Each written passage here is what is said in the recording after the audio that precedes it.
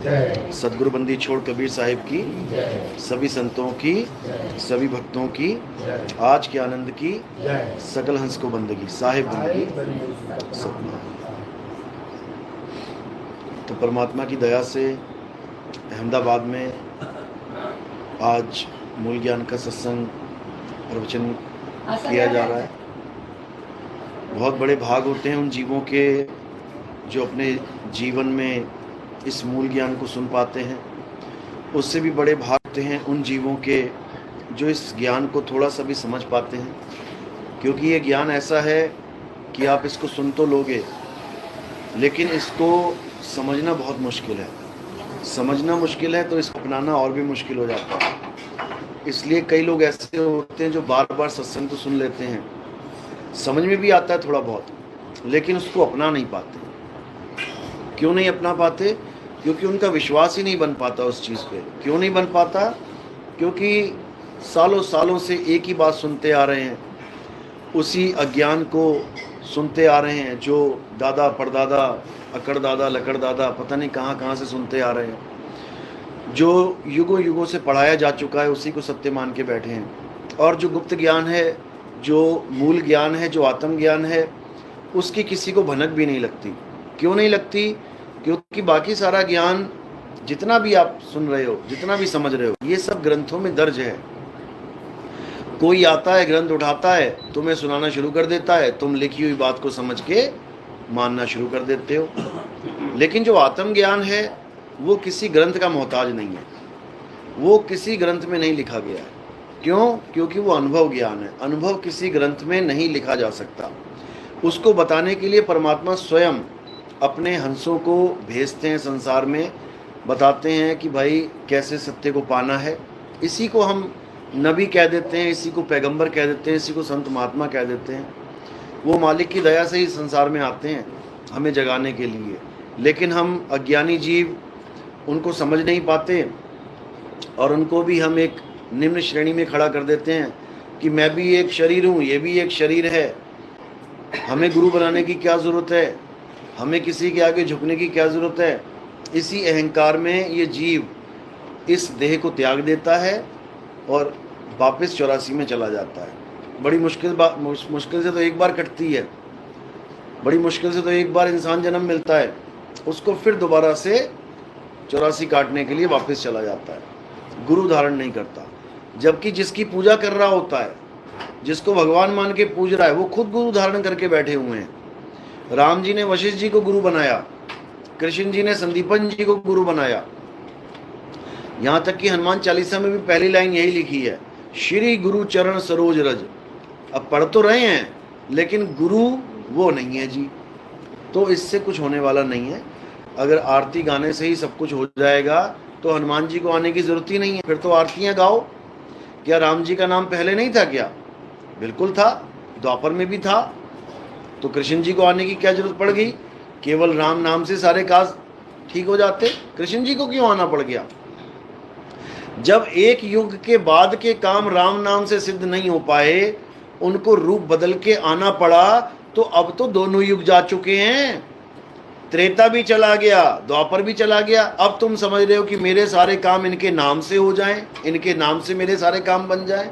अरे जब द्वापर में एक राम नाम से काम नहीं बन पाया, कृष्ण जी को आना पड़ा, तो तुम्हारे कलयुग में इन दोनों के नाम से कैसे काम बन जाएंगे? ये जा चुके हैं भाई, इसको स्वीकार करो कि ये जा चुके हैं। अब अगर तुम्हें इनका सानिध्य चाहिए तो इनका रूप क्या है कलयुग में आने का, उसको जानो।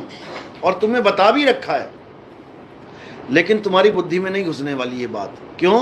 क्योंकि तुम विवेक ही नहीं लगाते हो। तुम केवल कही सुनी बातों पे चलने लग जाते हो। जैसे कोई बता रहा है, तुम्हारे भावों को जहां मोड़ना चाह रहा है वहीं मुड़ जाते हैं। और सत्य क्या है, असत्य क्या है, इससे तुम्हें दूर दूर से कोई रिश्ता नहीं है। समझ लो, राम जी कब आए? त्रेता में। उससे पहले विष्णु जी थे, विष्णु जी ही राम जी बन के आए। अब विष्णु जी का नाम उस वक्त भी था जब राम जी का नाम था, जब राम जी बन के आए। लेकिन राम ने रावण को मारा, राम ने संतों के काज सवारे। केवल विष्णु विष्णु जाप से बात नहीं बनने वाली थी। राम जी आए हैं तो काम बने हैं। अब जब राम जी चले गए तो क्या रह गया वहां पे? राम जी का नाम। अब कोई कहे कि राम के नाम से सारे काम सिद्ध हो जाएंगे, तो फिर भैया कृष्ण बन के आने की क्या जरूरत थी? अब वो भी चले गए। अब तुम कहो कि राम जी और कृष्ण जी और विष्णु जी तीनों के नाम से मेरा काम बन जाएगा, वो नहीं बनेगा। अब कौन सा नाम बताया उन्होंने, कौन आएगा? कलयुग में कल की अवतार का जिक्र किया गया। यानी वो समय चला गया जब राम जी थे, श्याम जी थे। अगर राम और श्याम जी के नाम से काम बन जाते तो कैसे मुगल राज कर गए हमारे ऊपर, कैसे बाबर ने आके राम जी के मंदिर को तोड़ के मस्जिद बना दी। तब हनुमान जी क्यों नहीं बीच में आ पाए? राम जी के मंदिर को तोड़ दे कोई और हनुमान जी कुछ ना करें, तो इससे क्या सिद्ध होता है? क्या समझ में आता है? क्या समझ में आया? बताओ भी। मतलब तुम्हारे काम सिद्ध करने के लिए वो आ जाएंगे और अपने प्रभु का मंदिर टूटने पे नहीं आ रहे हैं, तो वो हनुमान जी किस काम के हैं भाई? जब मंदिर टूट रहा था तब उनको आना था गदा उठा के और मार मार के भगा देते सबको, तब तो समझ में आता कि कहते ना साधु संत के तुम रखवारे, तो साधु संत तो वहां मारे जा रहे हैं, तो रखवाला क्या कर रहा है फिर वहां पे? अगर वहां पे गदा लेके आते तब समझ में आता कि हनुमान जी ने राम जी के सारे कांच सवारे और अब भी राम जी के मंदिर की एक ईंट हिलने नहीं दी, पूरा मंदिर तोड़ के मस्जिद बना दी गई। तो फिर क्या करें भाई? जब अपने प्रभु का मंदिर नहीं बचा पा रहे हैं तो तुम्हारा मंदिर कैसे बचाएंगे? तुम्हारे घर की रक्षा कैसे करेंगे? तो इन चीजों से बाहर निकल आओ। अगर इन मंत्रों में ताकत होती तो एक मंत्र मारते और सारे मुगल दुनिया छोड़ के चले जाते। भारत छोड़ना तो छोड़ो, दुनिया छोड़ के चले जाते। लेकिन ऐसा कुछ नहीं हुआ। ना तो ये मंत्र मुगलों को भगा पाए, ना ही ये मंत्र किसी अंग्रेज को भगा पाए। मार मार के हंटर अंग्रेजों ने जानवरों की तरह काम लिया हम लोगों से। जाके देखो, इतिहास पढ़ो, पता लगेगा। मार मार के लोगों को हिंदू से मुसलमान बनाया गया। क्यों नहीं वहां पे कोई आया जिसको तुम पूज रहे हो, जिसका तुम नाम जप रहे हो? अगर आंदोलन किया तो इंसानों ने किया, किसी देवी देवता ने कोई मदद नहीं करी किसी की। लेकिन अब आजाद हो गया भारत, अब सबको पेट का धंधा सता रहा है। तो क्या कर रहे हैं? तुम्हारी आस्था से तुम्हें बेवकूफ बना रहे हैं। तुम्हारी आस्था का मिसयूज किया जा रहा है। तुम्हारा प्रेम है राम जी के लिए, अच्छी बात है। तुम्हारा प्रेम है कृष्ण जी के लिए, अच्छी बात है। तुम्हारा प्रेम है शंकर जी, हनुमान जी के लिए, अच्छी बात है। लेकिन तुम्हारे प्रेम को मिसयूज करके करोड़पति बन गए वो लोग और तुम रह गए राम राम करते। तुम्हें पकड़ा दिया नाम और तुमसे ले लिया सारा दाम। समझो, तुम्हें नाम पकड़ा दिया, राम राम राम राम राम राम करते रहो और खुद करोड़ों की गाड़ियों में घूम रहे हैं। समझो बात को। तो कहने का मतलब यही है कि अगर तुम्हें कोई कह रहा है कि माया को त्यागो, तो भैया पहले खुद तो त्याग ले। जो तुम्हें राम नाम का पाठ पढ़ा रहे हैं उनके इंटरव्यू देखो, कह रहे हैं हम आईफोन के बिना नहीं रह सकते, हमें तो नए से नया मॉडल चाहिए। खुद बोल रहे हैं अपने मुंह से और तुम्हें कह रहे हैं तुम राम राम जपो। तो भाई ये कहाँ का न्याय है भाई? तुम्हें कह रहे हैं रूखी सूखी मिल जाए तब भी सब्र करो और खुद की गाड़ियां 1 करोड़ से नीचे की नहीं है कोई। तुम क्यों नहीं सब्र कर लेते 8-10 लाख में? तुम्हारे लिए भी गाड़ियां 8-10 लाख की हो सकती हैं, लेकिन नहीं, हमें तो करोड़ से नीचे की चाहिए नहीं। क्यों? महात्मा जी हैं, बाबा जी बन गए हैं। तो ये सब तुम्हारी आस्था का मिसयूज हो रहा है। कोई हनुमान जी तुम्हें बचाने वाला नहीं है, कोई राम जी आने वाले नहीं हैं, वो जा चुके हैं। इस सत्य को जितना जल्दी समझ लोगे अच्छी बात है। लेकिन ऐसा नहीं है कि मैं तुम्हारा विश्वास खत्म करवा रहा हूं राम और कृष्ण और हनुमान जी से, बिल्कुल नहीं। मैं ये कह रहा हूं कि वो रूप बदल के आते हैं। मैं ये समझा रहा हूं कि कृष्ण जी राम जी का ही अगला रूप है। राम नाम से काम बन जाए तो कृष्ण जी को आने की जरूरत ही ना पड़े। अब युग बदल गया, इसका मतलब पार्ट बदल गया। अब राम जी का काम त्रेता के सिवा और किसी युग में नहीं है। कृष्ण जी का काम द्वापर के अलावा और किसी युग में नहीं है। कलयुग में किसका काम होगा? केवल कल्कि भगवान का काम होगा। अब कल्कि भगवान को कैसे पूजोगे? कल्कि भगवान की आरती कभी सुनी है? सुना दो अगर पता है तो। तुम्हें तो ये भी नहीं पता होगा वो आएंगे कैसे, क्या करने आएंगे, काम क्या है उनका। राम के आने का पता है, क्यों आए? रावण को मारने के लिए आए। कृष्ण जी के आने का पता है, क्यों आए? कंस का संहार करने के लिए आए, पता है कल की अवतार आएंगे, लेकिन तुम्हें इतना भी नहीं पता कि वो आएंगे क्यों, कारण क्या है उनके आने। अगर तुम कारण जान जाओ ना कि उनके आने का कारण क्या है, तुम कहोगे ना ही आए भैया, तुम हाथ जोड़ लोगे, तुम कहोगे हम ऐसे ही ठीक हैं, हमें नहीं चाहिए कल की अवतार। समझ लो उनका काम क्या होगा पता है, तुम्हारे 2 नंबर के जितने धंधे चल रहे हैं, जो तुम टेबल के नीचे से 1000-1000 के नोट ले रहे हो, जो जितना भी तुम लोगों को धोखा दे रहे हो, भाई भाई का गला काटने में लगा है, धोखा देने में लगा है, ये सब खत्म करवाने आएंगे वो। तुम्हारी जान सूख जाएगी जब तुम लाखों रुपए 2 नंबर का कमा रहे हो और तुम्हें कोई कह देना आके ये मत कर, तो प्राण सूख जाएंगे। अरे क्या कर दिया इसने, ये तो मेरी सारी आमदनी खत्म करने आ गया। ओ भैया तू जा अपना काम कर, तू तो हमारे धंधे चौपट करवा देगा। तो कल की भगवान के आने का केवल यही मकसद है कि तुम्हें अधर्म का त्याग करवा के धर्म का पाठ पढ़ाने आएंगे। समझ लो उनके आने का मतलब क्या है। उनके आने का मतलब ये है कि जो मन तुम्हें भरमा के बैठा रखा है जिसने, यानी 2 नंबर के काम करो तो सुखी रहो, बढ़िया बढ़िया गाड़ियों में घूमो, एसी में घूमो, और ईमानदारी की रोटी खाओ तो गरीबी में काटो जीवन। ये तुम्हें इस मन ने ऐसा भरमा रखा है कि अगर बढ़िया जीवन चाहिए तो गला काटना सीख सामने वाले का। वो जितना भी सुख दे रहा है 2 नंबर के काम करवा के, समझ लो कि वो दुख है। और जितना भी दुखी हो रहे हो तुम ईमानदारी का जीवन जी के, वो समझ लो सुख है। ये बताने आएंगे वो। यही कुरान में बताया गया है, हदीसों में जिक्र आता है इसका। कहते हैं दज्जाल आएगा, वो क्या करेगा, दज्जाल यानी हमारा मन। वो इतना बड़ा शातिर है कि वो तुम्हें ऐसे खेलेगा कि तुम समझ ही नहीं पाओगे उसकी चाल को। उसके दोनों हाथों में क्या होगा, एक हाथ में जन्नत होगी और एक हाथ में दोजक होगा। एक तरफ वो तुम्हें दिखाएगा कि चाहिए ये जन्नत चाहिए, जन्नत क्या होगी, खूब खाओ पियो मजे करो, एसी में रहो, खूब एंजॉय करो लाइफ को, लेकिन सारे 2 नंबर के काम करने के बाद। और दोजक दिखाएगा, नरक दिखाएगा कि आग में जल रहे हो, तड़प रहे हो, दाने दाने के लिए मोहताज हो, लेकिन कब, 1 नंबर करने के बाद। आप सोचोगे भी, आप सुना भी होगा आपने कई बार, लोग कहते भी हैं अरे भैया ईमानदार से जियोगे ना तो पल्ले कुछ नहीं रहेगा, 2 नंबर का काम करना सीखो। अगर ईमानदारी का काम करोगे तो बस हैंड टू माउथ ही रहेगा काम, यानी रोटी खा पाओगे, कुछ जोड़ नहीं पाओगे, कहते भी हैं लोग। लेकिन ये वही बताया जा रहा है कि ये मन दज्जाल क्या कर रहा है, ये सारे गलत काम करवा के ऐश करवा रहा है और तुम्हें दिखा रहा है कि देखो ये ऐश कर रहा है ना, तू भी करना चाहता है, कर ले 2 नंबर के काम। अब इसी का काम तमाम करने के लिए कल की अवतार आएंगे। वो क्या करेंगे, वो दूध का दूध और पानी का पानी कर देंगे। वो असत्य को किनारे कर देंगे और सत्य को सामने लाके खड़ा कर देंगे। अब तुमने क्या करना है, तुमने केवल सत्य असत्य का निर्णय करना है। वो तुम्हारे हाथों में दे रखा है। वो जबरदस्ती आके नहीं कहेंगे कि इसको पकड़ यही असत्य है।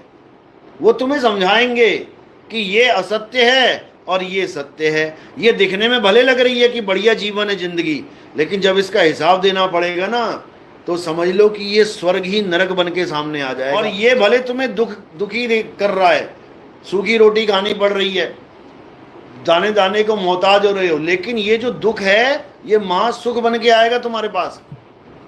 बस वो यही काम होगा इसमें, और कुछ नहीं होगा। यानी इस मन का वध हो जाएगा, इस मन को खत्म किया जाएगा, खात्मा कर दिया जाएगा इसका। और फिर क्या रह जाएगा, मन खत्म हो गया तो तन खत्म हो गया, तो क्या बचा लास्ट में, आत्मा।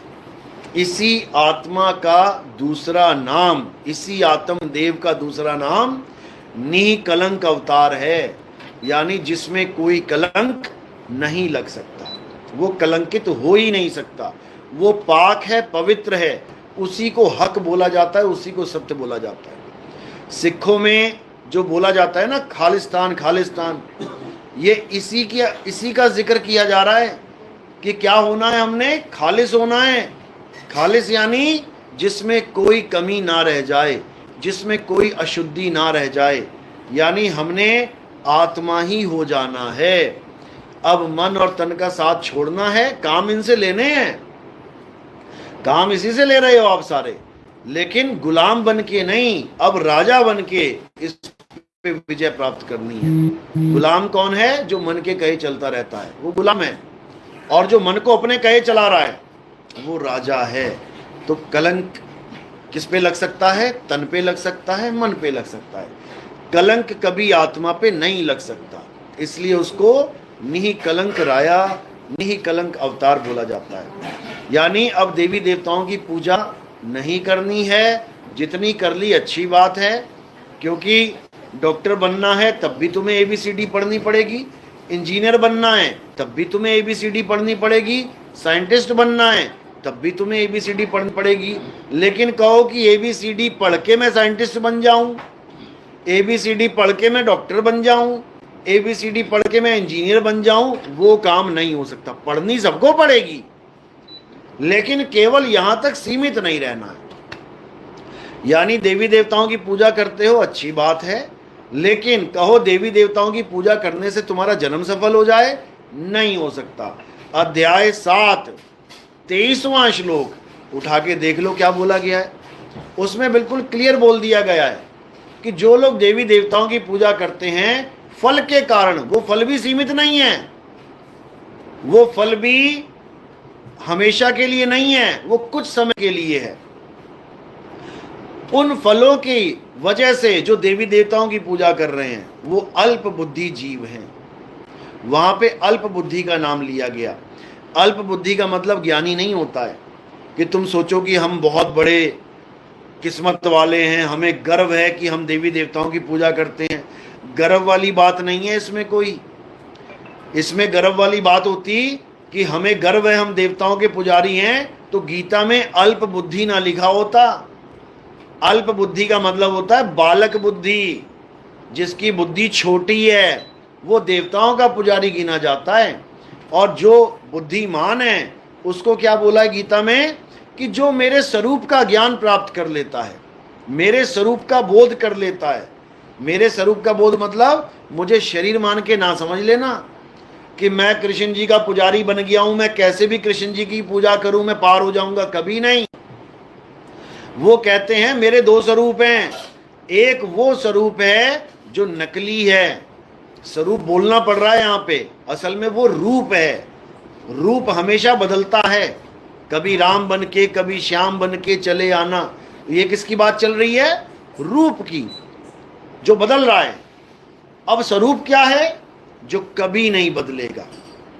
इसीलिए गीता का आप 3 अध्याय का 18वां श्लोक पढ़ोगे, उसमें क्या लिखा है कि स्वरूप सिद्ध व्यक्ति को किसी अन्य जीव पर निर्भर रहने की जरूरत नहीं रहती।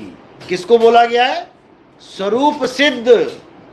कोई देवी देवताओं को पुजारी नहीं, कोई कृष्ण जी हनुमान जी का राम जी का पुजारी नहीं, स्वरूप सिद्ध व्यक्ति। अब स्वरूप सिद्ध का मतलब क्या होता है? जो अपने स्वरूप को जान ले कि मेरा क्या स्वरूप है। लेकिन कैसे जानेगा? पूजा तो कर रहा है हनुमान जी की, पूजा कर रहा है राम जी की, पूजा कर रहा है शंकर जी की, पूजा कर रहा है देवी देवताओं की, और चाहता है कि मैं अपने स्वरूप को जान लूं, वो कभी नहीं जान सकता। तो क्या करना पड़ेगा स्वरूप को जानने के लिए? सबसे पहले तो जिसकी तुम पूजा कर रहे हो उसकी पूजा छोड़ दो। क्यों?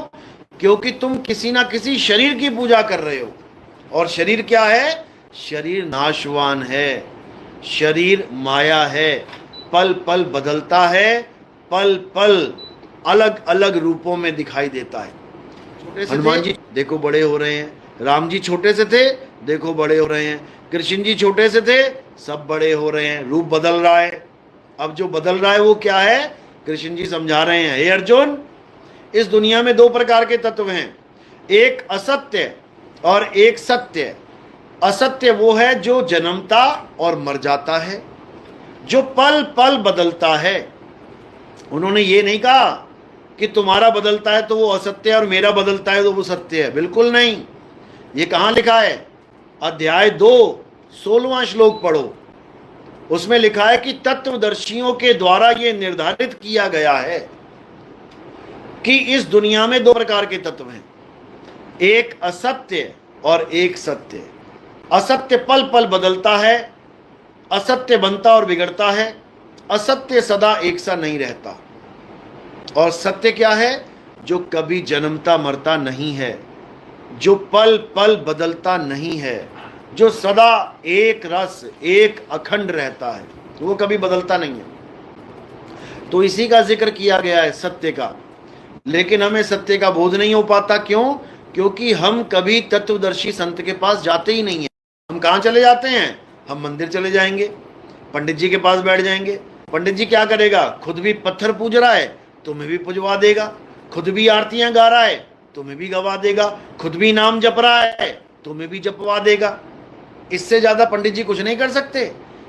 अब कुछ पंडितों ने क्या कर दिया? संतों का भेष बना लिए हैं। वो पंडित वाले ही काम सारे, लेकिन संत बन के बैठ गए हैं, महात्मा जी बन के बैठ गए हैं। जैसे आप देखोगे कितने वृंदावन में संत बैठे हुए हैं ये पंडितों वाला काम कर रहे हैं। कोई कह रहा राधे राधे जप ले, कोई कह रहा राम राम जप ले, कोई कह रहा है पत्थर की मूर्ति को ऐसे सजा ले, ऐसे लड्डू गोपाल की पूजा कर ले, ऐसा कर ले, वैसे। ये सब तुम्हें उलझाने में लगे हैं, एक भी आत्मा की बात नहीं कर रहा है। अगर कोई हमारे सत्संग सुन के करने भी लग जा रहा है, उससे भी राधे राधे नहीं छूट रहा। वो भी दिन रात राधे राधे जप रहा है। राधे बोलते ही तुम्हारे सामने क्या प्रकट हो रहा है? सोच के देखो एक बार। हनुमान बोलते ही तुम्हारे सामने कौन सी छवि प्रकट हो रही है? किसके बारे में तुम्हारी बुद्धि जा रही है, सोच रही है? हनुमान बोलते ही तुम्हें हनुमान जी याद आ जा रहे हैं, राम बोलते ही तुम्हें राम जी याद आ जा रहे हैं, और राधे बोलते ही तुम्हें राधा जी याद आ जा रही हैं। यानी राधा कहने का मतलब एक स्त्री याद आ रही है। कृष्ण बोलते ही कृष्ण जी याद आ रहे हैं, यानी एक पुरुष याद आ रहा है। लेकिन राधा और कृष्ण पुरुष और स्त्री नहीं है। ये समझने में जीवन बीत जाएगा तुम्हारा। ये समझने में ये काले बाल पक जाएंगे तुम्हारे, सफेद हो जाएंगे, फिर भी समझ में नहीं आएगा। अरे बड़े बड़े संतों को नहीं समझ में आया, जो दूसरों की मुक्ति की गारंटी लेके बैठे हुए हैं कि राधे राधे जप ले बेटा तेरा कल्याण हो जाएगा। उस बाबा का अपना कल्याण नहीं होने वाला। तुम्हारा कल्याण तो क्या करवाएगा? वो कल्याण होगा स्वरूप सिद्धि से, तत्व ज्ञान से। और अध्याय 4 34वां श्लोक यही समझा रहा है गीता का कि क्या करना है। तुम किसी तत्वदर्शी संत के पास जाओ। गीता में यही समझाया गया है। ये नहीं बोला मेरे द्वारिका मंदिर में आ जाना या मेरे उड़ीसा वाले मंदिर में आ जाना, वहां यात्रा हो रही है, रथ यात्रा, वहां जाके रथ खींचना। ये नहीं बोला है। क्या बोला है वहां पे? अर्जुन, अगर तुम सत्य को जानना चाहते हो कि सत्य क्या है, वो सत्य जिसके लिए महात्मा बुद्ध ने अपना घर छोड़ दिया। घर मतलब ये नहीं कि तुम्हारा ये 2 कनाल का प्लॉट या 2 मरले का प्लॉट। क्या था उसके पास? राजा था, वो पूरा राज्य था उसके पास। उसने वो छोड़ दिया किसके लिए? केवल सत्य जानने के लिए कि सत्य है क्या। पढ़ो जरा उनकी जीवनियां, तुम्हें समझ में आए।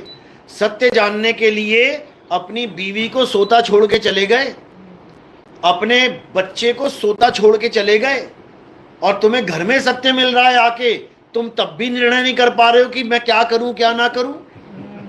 सोचो, जो अपनी बीवी को छोड़ के जा रहा है, अपने बच्चों को छोड़ के जा रहा है, केवल इसलिए कि सत्य क्या है ये मुझे पता लग जाए, वो भी पूरे जीवन में सत्य नहीं जान पाया, क्योंकि उसको सतगुरु मिला ही नहीं। उसको जितने गुरु मिले सब अज्ञानी, और वो गुरु बनाते गए छोड़ते गए, बनाते गए छोड़ते गए, लास्ट में निगुरे ही रह गए।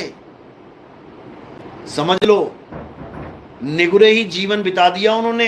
क्योंकि गुरु वाला हम तब बोले जिसके ज्ञान से कल्याण हुआ हो। जब सारे गुरु धारण किए और छोड़ दिए तो फिर निगुरा ही हो गए। या तो कह दो, बता दो कि कौन उनका आखिरी गुरु है जिसने उनको ज्ञान दिया, या तो उसका नाम बता दो। अब नाम नहीं है इसका मतलब कोई गुरु नहीं है भाई, फिर तो निगुरा हो गए। तो उनको भी सत्य की प्राप्ति नहीं हुई, क्योंकि बिना गुरु के सत्य प्राप्त नहीं होता। भले वो 9वें अवतार हैं, किसके हैं?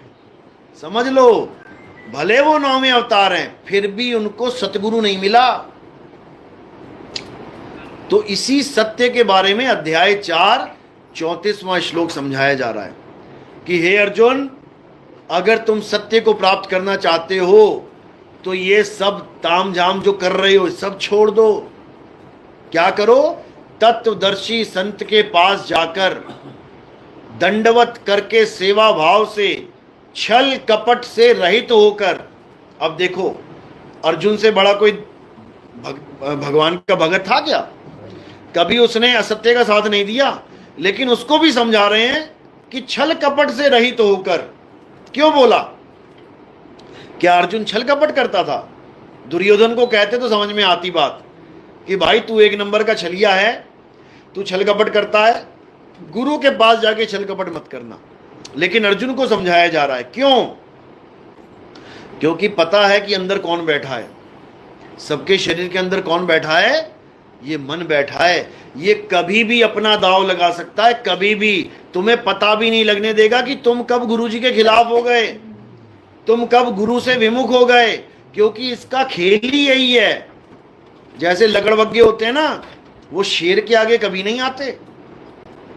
शेर के बच्चे को मारना होता है तो क्या करते हैं? वो दूर करते हैं शेर के बच्चों को। कैसे भी शेर से शेर का बच्चा दूर हो जाए।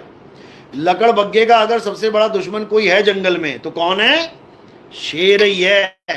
शेर को तो मार नहीं सकते, तो फिर क्या करें? शेर के बच्चे को मार दो, क्योंकि ये बड़ा होकर शेर ही बनेगा, हमारी जान का दुश्मन बन जाएगा ये। इसलिए इसको बचपन में ही सफाया कर दो इसका। लेकिन शेर के साथ बच्चा है तो कुछ कर नहीं सकते। अब दाव क्या लगाएंगे कि कैसे ये बच्चा अपने पापा से, अपने पिता से दूर हो जाए। और जैसे ही वो दूर हो गया, 1 मिनट नहीं लगाएंगे, खाल नोच के किनारे कर देंगे उसकी। इसी प्रकार ये मन छलिया, ये गुरु के पास आकर भी अपना खेल खेल जाता है। इतना शातिर है ये। इसलिए क्या बोला कृष्ण जी ने कि छल कपट से रहित होकर, यानी हर चीज दिमाग से निकाल दे। केवल एक चीज दिमाग में रख कि तुम गुरु जी के पास क्यों आए हो? केवल मुक्ति प्राप्त करने। इसके अलावा तुम्हारे दिमाग में अगर कुछ और है, इसका मतलब दांव लग सकता है।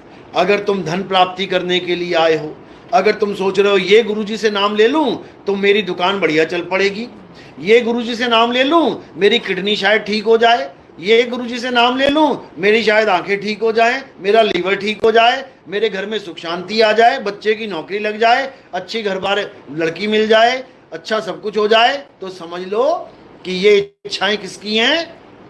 मन की हैं। दाव लग जाएगा, कहीं ना कहीं पक्का दाव लगेगा।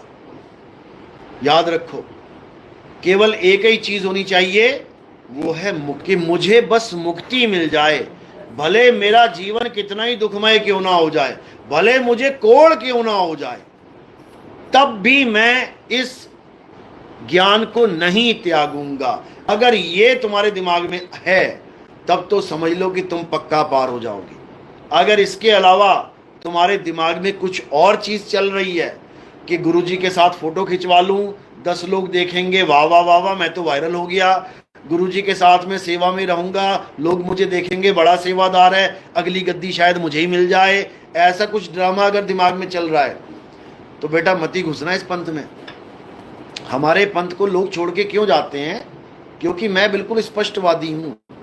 सब लोग गुरुओं के पास जाते हैं क्यों? कि शायद हमारा नंबर लग जाए, अगली बार में गुरुजी बन जाएं। हमारे पंथ में आने का एक ही नियम है कि हमारे बाद कोई गुरु नहीं बनेगा। जैसे ये कानों में पड़ता है ना, ये हनुमान जी के गदा से कम नहीं है, समझ लो। जो ये सोच के आ रहा है कि मैं गुरुजी से ज्ञान प्राप्त कर लूंगा, फिर मैं कहीं झंडा गाड़ के बैठ जाऊंगा, उसके सिर पे हनुमान जी की गदा है ये कि मेरे बाद कोई गुरु नहीं बनेगा।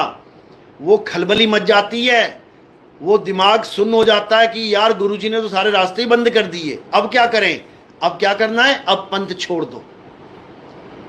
पतली गली में से निकल जाते हैं ये लोग। जिस पतली गली में से निकलना था वहां से नहीं निकल पाए, लेकिन ये वाली अपनी गली निकाल लेते हैं ये लोग। उसके बाद क्या करेंगे? उसके बाद खिलाफत करेंगे, उल जलूल बकेंगे, कि 4 बंदे हमारी बात सुनने लग जाएं, हम गुरुजी बन जाएं, कोशिश पूरी करेंगे, लेकिन दाल किसी की गलने वाली नहीं है, क्योंकि नितिन दास ने इतना विवेकी बना दिया है कि अब दूध और पानी का निबेड़ा हर जीव कर सकता है।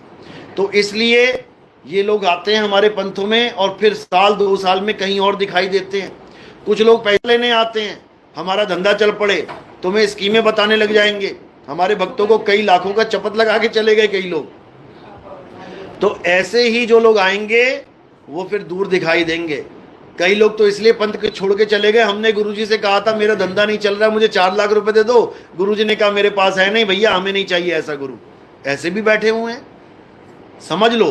कहने का मतलब, अगर माया का खेल करने आ रहे हो तुम, तो भैया तुम्हारा 1 साल 2 साल से ज्यादा गुजारा नहीं है यहाँ पे। और अगर तुम मुक्ति लेने आ रहे हो तो दुनिया इधर से उधर हो जाएगी, लेकिन जो पक्का भगत है वो हिलने वाला नहीं है, याद रखना। और मैं तो हमेशा ये कहता आया हूं कि अगर मैं भी इस पंथ को छोड़ दूं ना, तब भी तुम मत हिलना, क्योंकि पंथ का मतलब ये नहीं है कि नितिन दास, पंथ का मतलब है रास्ता। रास्ता समझ लो, दिल्ली जाने वाला रास्ता है जो तुम्हें बता रहा है कि ये रास्ता दिल्ली जाता है। अगर वो कभी दिल्ली में ना गया हो और तुम उस रास्ते पे चल पड़ोगे, तुम पहुंचोगे कि नहीं? 101% पहुंचोगे, समझ लो। इसी प्रकार अगर तुम्हारा गुरु भी रास्ते से विमुख हो जाए कि भैया मैं नहीं जाता इस रास्ते पे, तब भी तुम मत हिलना, तब तुम्हारा कल्याण होगा। ये मत सोचना अरे नितिन दास ने तो मुसलमान धर्म अपना लिया, अरे छोड़ो यार इसको, नितिन दास के पीछे मत लगना। जो मैं रास्ता बता रहा हूं उस रास्ते पे चलना, 101% मुक्ति होगी, नहीं तो नहीं होगी। यही कबीर साहब ने बोला है कि एक डाल 2 पंछी बैठे, एक गुरु एक चेला, और गुरु की करनी गुरु भरेगा, चेले की करनी चेला। अगर गुरु नहीं चलेगा तो वो नहीं पहुंचेगा, और चेला चलेगा वो 100% पहुंचेगा। लेकिन लोग गुरु चेले को समझ नहीं पाते, वो देही को गुरु मान लेते हैं, जबकि देह गुरु नहीं है। देह तो एक माध्यम है ज्ञान समझाने का, ज्ञान बताने का। असल में गुरु क्या है? गुरु शब्द है। गुरु का स्वरूप क्या है? शब्द है। आपका स्वरूप क्या है? शब्द है। अपने स्वरूप को भूले बैठे हो, इसलिए जीव कहा रहे हो। इससे ज्यादा कुछ नहीं है डेफिनेशन तुम्हारी। अपने आप को भूले बैठे हो, सूरत भटकी हुई है, इसलिए जीव कहला रहे हो। अब यही सूरत को बांध के स्थिर कर लिया, किसमें? अपने स्वरूप में, यानी शब्द में, तो तुम ही शब्द हो। बीजक में देखो क्या बोल रहे हैं, शब्द हमारा तू शब्द का, सुन मत जा सरक, और जो चाहे निज रूप को तो शब्द ही ले परख। और कुछ नहीं करना है, यानी शब्द को परख लो। तुम्हारा गुरु तुम्हें कौन से शब्द से जोड़ रहा है? क्या वो हिंदी नाम से जोड़ रहा है? क्या वो पंजाबी के नाम से जोड़ रहा है? क्या वो अरबी की कलमा पढ़ा रहा है तुम्हें? क्या वो अंग्रेजी में प्रेयर रटवा रहा है तुम्हें? क्या वो चाइनीज में कोई तुम्हें नाम दीक्षा दे रहा है? क्या वो जापानी, Portuguese, Spanish, Dutch, French, German, Italian, दुनिया भर की भाषाएं हैं, क्या वो उन भाषाओं का नाम जपवा रहा है? तो समझ जाना कि तुम्हें गलत शब्द से जोड़ दिया गया है। राम नाम कौन सी भाषा में लिखा गया है? ये राम, हिंदी भाषा। तुम्हें चाहिए क्या था? आत्मदेव, अपना स्वरूप। जोड़ किससे दिया? हिंदी भाषा के 2 अक्षरों से, स्वर और व्यंजन से। रा क्या है? व्यंजन। मां क्या है? व्यंजन। बीच में डंडा लगा दिया आ का, वो क्या है? स्वर। स्वर और व्यंजन तुम्हें पकड़ा के आत्मा से दूर कर दिया गया। अब तुम्हें जानना था अपनी आत्मा को। अध्याय 3 17वां श्लोक क्या बोल रहा है? जो अपनी आत्मा में रमण करते हैं, राम राम नहीं जपते, हरे कृष्णा नहीं जपते, राधे राधे नहीं जपते, जो अपनी आत्मा में रमण करते हैं, जो अपनी आत्मा में तृप्त हैं, जो अपनी आत्मा में संतुष्ट हैं। संतुष्ट का मतलब क्या होता है? यानी तुम्हें जो चाहिए था वो मिल गया, उसके अलावा अब तुम्हें कुछ नहीं चाहिए। अगर तुम्हें कुछ चाहिए इसका मतलब तुम संतुष्ट नहीं हो। बस इतना याद रखो। और तुम सच में संतुष्ट नहीं हो। कोई राम जी का पुजारी है तो क्या वो हनुमान जी के मंदिर में नहीं जा रहा? क्या वो दुर्गा माता के मंदिर में नहीं जा? एक राम जी का मंदिर उसको संतुष्ट नहीं कर पा रहा है। बात ये है, हनुमान जी की आप आरती गाओगे, देखो क्या लिखा उसमें, बोला ना, और देवता चितना धरई हनुमत से ही सर्व सुख करई। लाइन तो ये बोल रहे हो तुम कि और किसी देवता को चित्त में नहीं धारण करूंगा क्योंकि सारे सुखों का दाता मेरा हनुमान जी है। लेकिन बता दो कहीं और नहीं जा रहे क्या? अभी जगराता होगा माता जी का तो माता जी के यहाँ भाग जाओगे, अभी भैरव बाबा आ जाएगा तो भैरव बाबा के यहाँ भाग जाओगे। आ गया हनुमान जी का वो सर्व सुख संपन्न वाला काम। क्योंकि तुम केवल रट रहे हो तोते की तरह, तुम उसको समझ नहीं रहे हो। समझना है, अगर तुम हनुमान जी में संतुष्ट हो फिर तुम दृष्टि घुमा ही नहीं सकते कहीं और। समझ लो ये इष्ट देव का खेल होता है। मेरा इष्ट भगवान, यानी मैं किसको समर्पित हूं, बस उसको समर्पण कर दो। तो हमारा जो इष्ट है वो कौन है? हमारा इष्ट कोई शरीर नहीं है। कोई सोचे कि नितिन दास कबीर पंथी है तो वो कबीर साहब के शरीर की पूजा करवा रहा है तुमसे। हम नहीं करते पूजा पाजा किसी की। शरीर का मतलब ही अज्ञान है, शरीर का मतलब ही असत्य है, समझ लो। हम कबीर पंथी होके कबीर साहब की मूर्ति नहीं पूजते। क्यों? क्योंकि मूर्ति टूट सकती है, फूट सकती है। मूर्ति एक आदमी बना रहा है, हम उस भगवान को पूज रहे हैं जिसको आदमी बना रहा है। बताओ कैसा भगवान है वो? भगवान ने आदमी को बनाया कि आदमी ने भगवान को बनाया है? पहले तो यही निर्णय कर लो। इतना भी समझ आएगी। लेकिन हम इसको भी निर्णय नहीं कर पा रहे हैं। देखो कितनी बुरी किस्मत है हमारी। हम ये भी नहीं बोल पा रहे हैं कि जिस भगवान को हम पूज रहे हैं वो इंसानों के द्वारा बनाया गया है। इंसान ने भगवान को बना दिया है, हम उसको भगवान मान बैठे हैं, मूर्तियों को। जबकि मूर्ति कभी भगवान नहीं है। मूर्ति क्या है? पाषाण है, ये पत्थर हैं, ये इसको छोड़ना है। और जो मूर्ति बना रहा है उसको जानू वो कौन है? आत्मा है। जो मंत्र बोल रहा है उसको जानू वो कौन है? आत्मा है। जो मंदिर मस्जिद गुरुद्वारे के चक्कर काट रहा है उसको जानू वो कौन है? वो आत्मा है। अपने आप को जान नहीं पा रहे हो और नकली भक्ति में जुड़े हुए हो, कल्याण नहीं होने वाला। तो क्या करना है? अपने स्वरूप को जानना है। स्वरूप सिद्ध व्यक्ति, यानी राम जी, कृष्ण जी, हनुमान जी का पुजारी नहीं। स्वरूप सिद्ध व्यक्ति एक मुसलमान भी हो सकता है, स्वरूप सिद्ध व्यक्ति एक जैन भी हो सकता है, स्वरूप सिद्ध व्यक्ति एक बुद्ध भी हो सकता है, बुद्धिस्ट हो सकता है, स्वरूप सिद्ध व्यक्ति नास्तिक भी हो सकता है, क्योंकि उसमें किसी और की पूजा करनी नहीं है। नास्तिक किसको बोला गया है? जो भगवान को ना माने। भगवान मतलब जो अपने से जुदा किसी भगवान की पूजा ना करे उसको नास्तिक बोला जाता है। पत्थरों की पूजा ना करे उसको नास्तिक बोला जाता है। जबकि ये डेफिनेशन है ही नहीं, ये डेफिनेशन है ही नहीं नास्तिक की। असल में जो असली आस्तिक है वो नास्तिक ही है। यानी वो ऐसी किसी चीज को नहीं पूछता जिसका वो अनुभव ना कर पाए। वो ऐसे किसी पत्थर को भगवान नहीं मानता जो खुद खाना ना खा पाए। तुम्हें उसके मुंह पे लगाना पड़ रहा है, और मुंह पे लगा भी दिया तो चबा के खा नहीं पा रहा है वो। उसके मुंह पे 10 मक्खियां आके बैठ रही हैं। तुम लड्डू लगा के देख लेना एक बार, उस पर 10, 20, 50 मक्खियां आके बैठ जाएंगी, वो अपनी मक्खियां भी नहीं हटा पा रहा है। कैसा भगवान है भाई तुम्हारा? तुम्हारे मुंह पे, तुम्हारे होठों पे एक मक्खी बैठ जाए, कितनी देर बैठने दोगे बताना जरा? आधा सेकंड भी नहीं झेल पाओगे तुम। तुम्हें लगेगा यार ये कहाँ आके बैठ गई, पता नहीं कहाँ कहाँ बैठती है, मेरे होंठ पे आके बैठ गई। हटाओगे भी और धुलोगे भी। लेकिन वो भगवान जिसको तुम भगवान मान के बैठे हो, जाके चिपक गई उसके मुंह पे, वो ना हटा पा रहा है ना मुंह धो पा रहा है। बताओ कैसा भगवान है ये? असल में ये हमारा ज्ञान था ही नहीं हमारे धर्म का। ये तो हमारे ऊपर लाद दिया गया है। क्यों? सच्चाई पता नहीं है तो फिर झूठी लादना पड़ेगा। अगर सच्चाई पता होती इन लोगों को, आत्मज्ञान होता, तो मैं कहता हूं कभी पत्थर पुजवाते ही नहीं। समझो बात को। अब आत्मज्ञान नहीं है, अब क्या करें, मजबूरी है।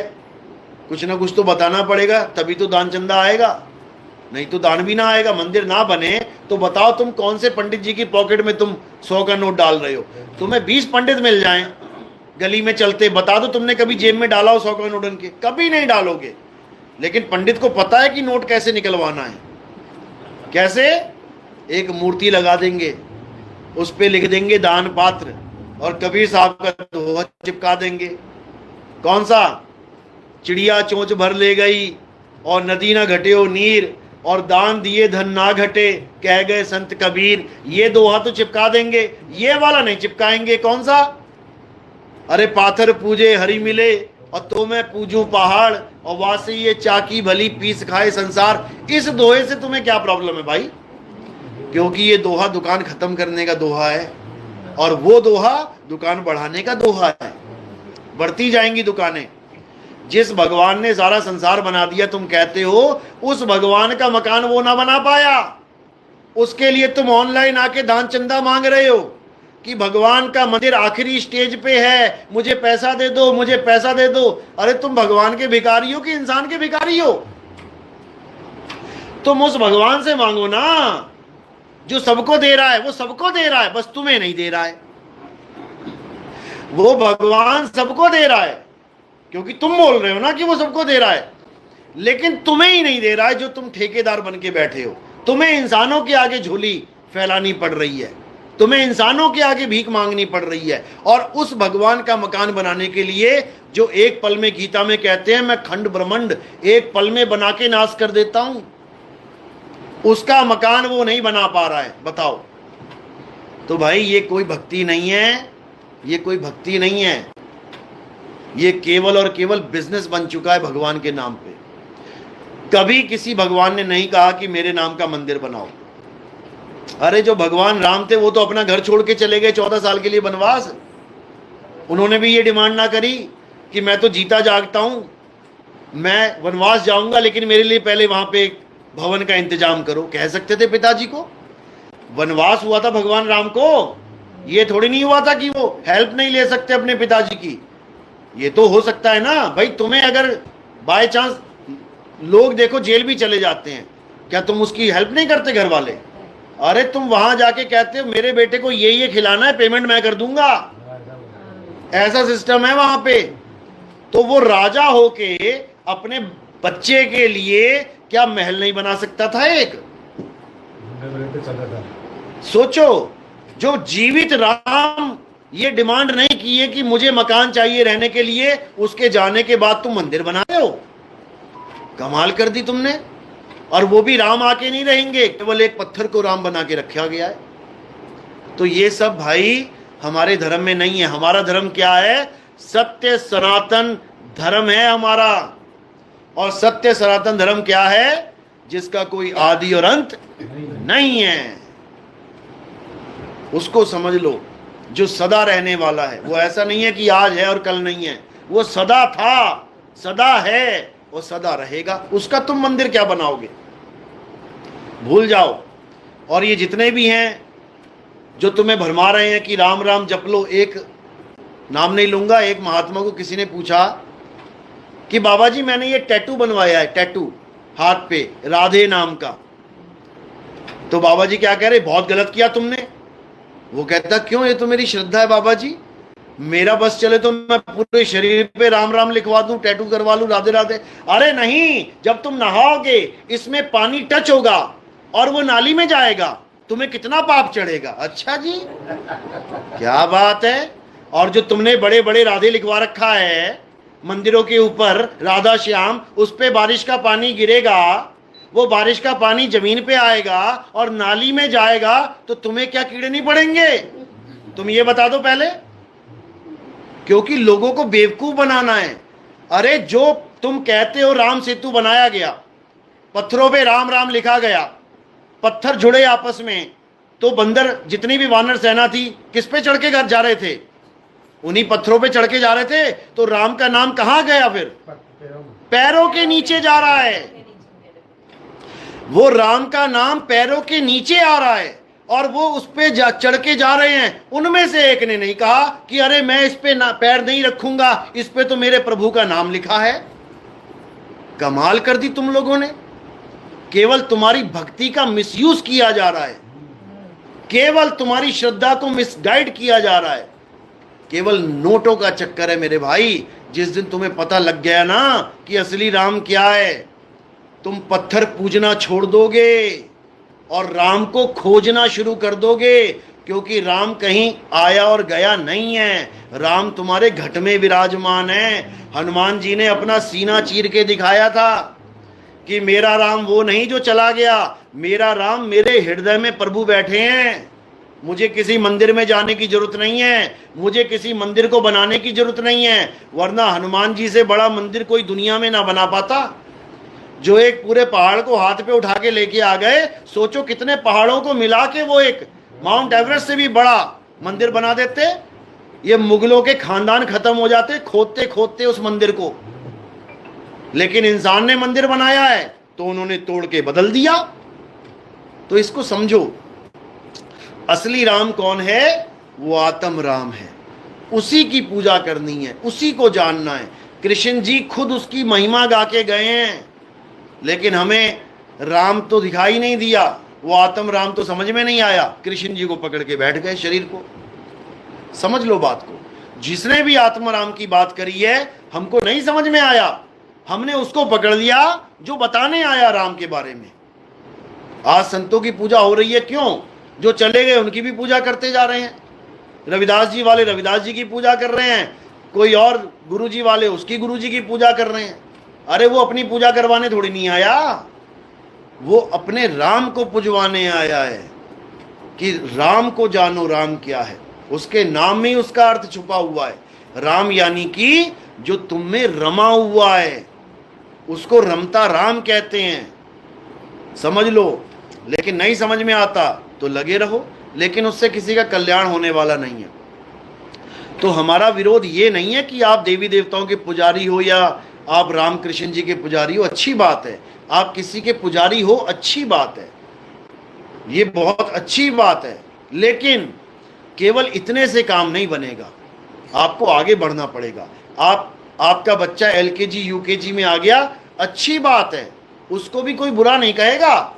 उसको भी क्या कहेगा, बेटा टाइम पे स्कूल जाओ, मिस मत करना, घर पे मत बैठे रहो, जाओ ABCD पढ़ो जाके। लेकिन कोई कहे कि सारी उम्र ABCD पढ़ के डॉक्टर बन जाऊंगा, वो काम होने वाला नहीं है। तो संत क्या करते हैं? संत तुम्हारी तरक्की करवाने आते हैं, संत तुम्हें बताने आते हैं कि मार्ग आगे है और आगे बढ़ना है हमने। अगर आगे नहीं बढ़ पाए तो बैक हो जाएगा। अगर तुम किसी क्लास में पास नहीं हो पाते हो, बैक लग जाती है, कंपार्टमेंट कहते हैं उसको। बैक लग गई तो फिर वहीं बैठना पड़ेगा जाके। वो तो चलो 1 साल बैक होगी, लेकिन ये जन्म पाने से पहले बैक पता है कितनी है? 84 लाख जन्म बैक है। तुम्हारी हालत खराब हो जाएगी शेरों के आगे भागते भागते, तुम्हारी हालत खराब हो जाएगी मगरमच्छों के जबड़ों में आते आते। पानी पीने जाओगे एक घूंट और तुम्हारा गर्दन पकड़ के खींच लेगा वो। कोई तुम्हारी FIR दर्ज नहीं होगी, कोई तुम्हारी सुनवाई नहीं होगी। 100 बंदरों में एक बंदर को मगरमच्छ ने पकड़ लिया, वो दूर से छलांग मार मार के चीखेंगे तो, लेकिन छुड़ा कोई नहीं पाएगा। तो समझ लो, बचना है तो एक ही रास्ता है, गीता के अनुसार ज्ञान को ग्रहण करो और तत्व ज्ञान उसको जानो। तत्व ज्ञानी तुम्हें तत्व ज्ञान समझाएगा, तुम्हें कभी राधे राधे नहीं जपवाएगा, तुम्हें कभी राम राम अल्लाह अल्लाह वाहिगुरु वाहिगुरु गुरुद्वारे में जाओ, मंदिर जाओ, मस्जिद जाओ, ये पाठ नहीं पढ़ाएगा। ये तुम्हारा तन ही गुरुद्वारा है, ये तुम्हारा तन ही मंदिर है, ये तुम्हारा तन ही चर्च है, ये तुम्हारा तन ही मस्जिद है और तुम्हारा खुदा इसी में विराजमान है। बस उसका भेद जानना है कि वो कहाँ पर है। भेद मिल गया तो समझ लो भक्ति शुरू हो जाएगी। अब तुम्हें कहीं जाने की जरूरत नहीं है, तेरा साईं तुझ में है, जाग सके तो जाग। चलो आज का सत्संग यही समाप्त करते हैं। बोलिए परमपिता परमात्मा की सदा ही जय हो। साईं बंदगी सतनाम। जय बंदी छोटी, जय सत।